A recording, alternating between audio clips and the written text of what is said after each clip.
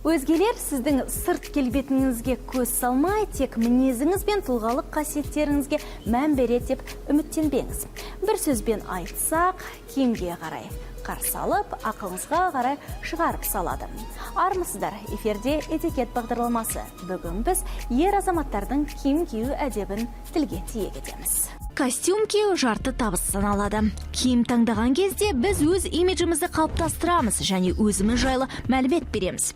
Іскерлік ортадағы ер азаматтар дресс-кодының ең ұтымдысы бизнес бест. Ағылшын тілінен аударғанда бизнес үшін ең үздігі дегенді білдіреді. Бұл гардеробтағы мерекелік киімнің түрі. Әдетте халықаралық деңгейдегі кездесулер мен іскерлік түскі астарға, корпоративті қабылдауларға киеді.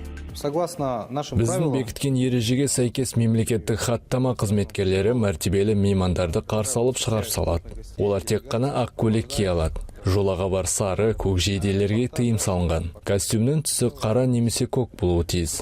Галстуктың түсі де күңгірт. Ақшыл галстук тек қана концерт, мерекелік шараларға киіледі. Қатаң ресми стиль мәртебені асырып, сенімділік пен кербездікті білдіреді. Ондай кезде түсі біркелкі, қара көк немесе сұр түсті тоқыма матадан тігілген сапасы жоғары костюмды таңдаған дұрыс.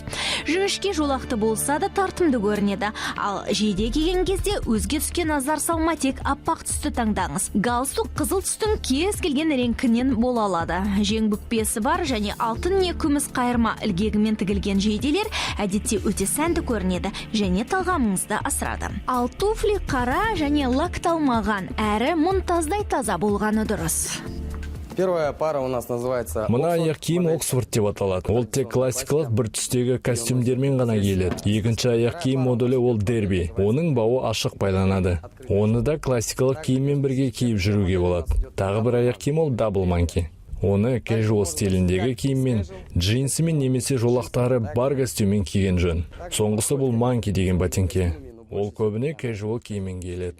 Қарапайым іскерлік кездесулер мен кеңсеге кию үшін бизнес традиционал стилі жарай береді. Ер азаматтар үшін қалыпты іскерлік киім ол екі немесе бір жағы қапсырмалы пиджак пен тік пішімді шалбар.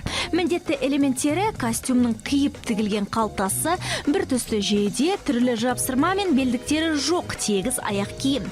Галстуктың түсі жейдеден қанық болу керек. Оған ұсақ бұршақ салынса да рұқсат. Пиджактың жеңі білек сүйегіне дейін жеткені абзал. Ал жейденің жең бүкпесі 1-2 сантиметрден аспауы тиіс. Ал шалбардың ұзындығы алдыңғы жағынан баудың екінші сызығына дейін, арқы жағынан өкшенің ортасына дейін жетуі тиіс. Кеңеске құлақ түріңіздер. Шалбарыңыздың балағын қысқартқан кезінде алдың қысқарақ, ал артқы жағын сәл ұзынырақ етіп тігіңіз. Сонда шалбар сіздің бойыңызға құйып қойғандай көрінеді. Ер азаматтардың іскери дресс-кодының үшінші түрі бизнес casual. Алдындағыларға қарағанда бұл еркін стильге бағытталған.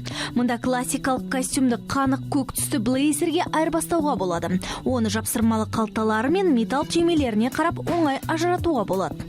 Сонымен қатар твит немесе барқыт матадан тігілген пиджак кисеңіз жарасымды көрінеді.